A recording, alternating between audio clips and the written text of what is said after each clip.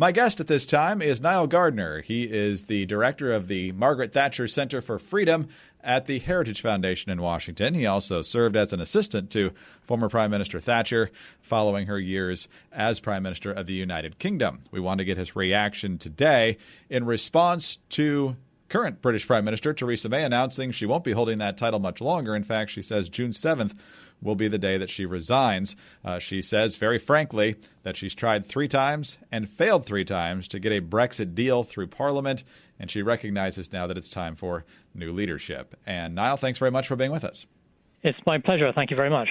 Well, Theresa May's been on the political ropes over Brexit for quite a while now, and there's already been a couple of attempts to remove her as Prime Minister that have failed until this point. So what do you make of the timing here? Was this pretty much expected or a little bit sooner than most folks expected her to step down? Yeah, I think that the expectation was that Theresa May was going to go at some stage during the summer. I think her exit is a little bit faster than some anticipated.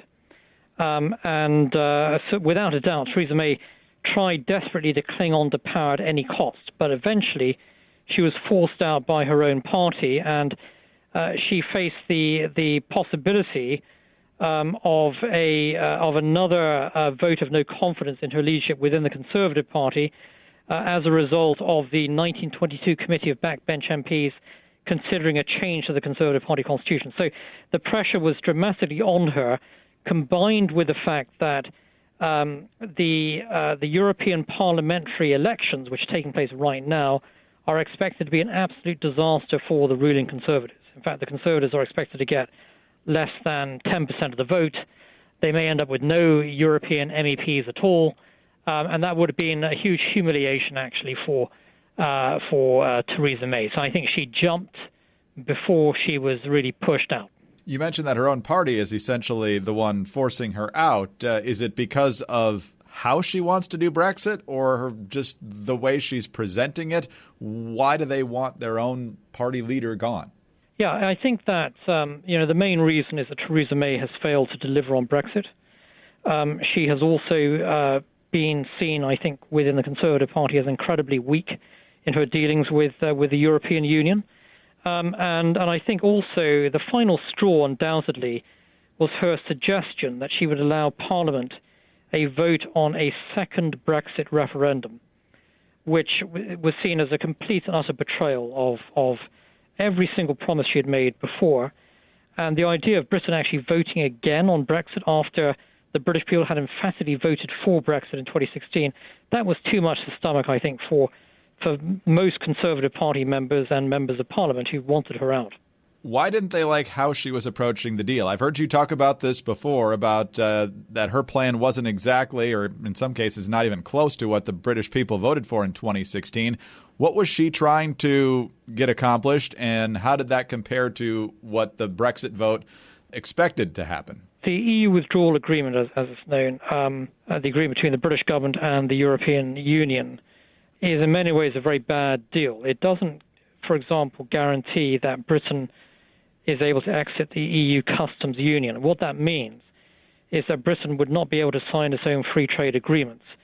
It would be subject to EU tariffs. It would be, in essence, still part of the European Union. And so the agreement was half in the EU, half out. That's not what the British people voted for. And the British people voted for Britain to leave the EU in 2016. And so Theresa May just basically backtracked on all of the earlier promises she made. And in an effort to appease the European Union, she agreed to some provisions that were completely unacceptable to Brexit supporters. And in many ways, Theresa May is the antithesis of Margaret Thatcher. She displayed no real courage in the negotiations with the European Union. She did not stand up to the EU. She caved into all of their demands. And so it was actually a disastrous, I think, handling of Brexit. And it's now time for a new Prime Minister who actually fully believes in Brexit and is going to deliver on it. There's a number of candidates, of course, who could replace her as leader of the Conservative Party. The one getting the most attention is Boris Johnson. Who do you believe will become the leader of the party, and who do you think should be?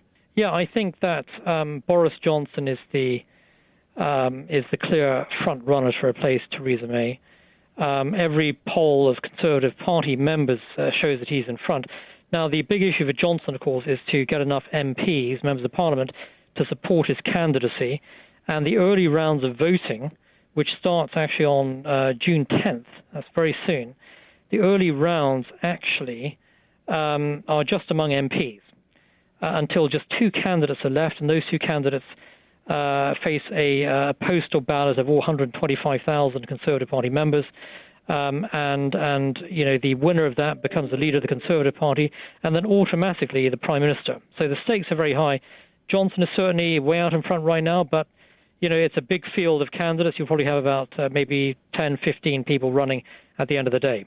And just so folks in the U.S. are clear on what happens after that, if there's a new prime minister installed, which there will be, does that immediately mean that there's going to be parliamentary elections, or does that come at a scheduled time? How does that work? Yeah, so a new prime minister doesn't mean that you're going to have a general election. So under the fixed term parliament's rule in the UK legislation, the next general election is actually 2022, 5 years after the last election, 2017.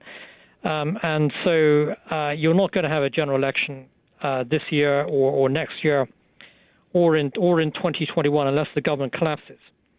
So you're still going to have a Conservative Prime Minister in place.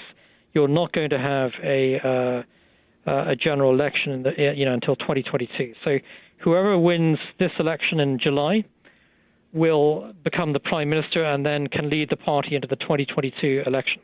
Do you believe that whoever becomes the leader of the party and then the Prime Minister will most likely have a perspective on Brexit that will get passed and be close to what the voters called for 3 years ago? Yeah, I think that the majority of leading contenders to replace Theresa May are Brexiteers. And there are people who voted for Brexit, who believe in Brexit, and who are also prepared to implement a no-deal Brexit as well. A no deal simply means that Britain leaves the EU on World Trade Organization terms and trades with the rest of the world under WTO auspices. So a no deal Brexit actually is a very real possibility right now, and I think that you're likely to have a Prime Minister who will support the possibility of a no deal Brexit. Do you expect this to change the UK-US relationship in any significant way? Since they're in the same party, I would imagine it won't be that different. It really depends on who becomes the Prime Minister. But if you have a Brexit Prime Minister, which I think is 90% likely, then I think the relationship between Donald Trump and the new British Prime Minister will be very close because the May-Trump relationship was very strained and difficult. Theresa May is not particularly pro-Trump. She's not particularly interested in foreign policy in general, actually. So she's very much a domestic policy-focused person. So she doesn't really, in my view, have much a huge interest actually in the special relationship. So it's very different, I think, with the next Prime Minister likely to be a Brexit supporter, who I think would be more pro-American. Well, we'll certainly be watching, and we now understand the process a whole lot better as well. Niall, thank you so much for your time today. We greatly appreciate it. It's my pleasure. Thank you very much for having me on the show. Thank you, sir. Nile Gardiner is the director of the Margaret Thatcher Center for Freedom at the Heritage Foundation. I'm Greg Columbus reporting for Radio America.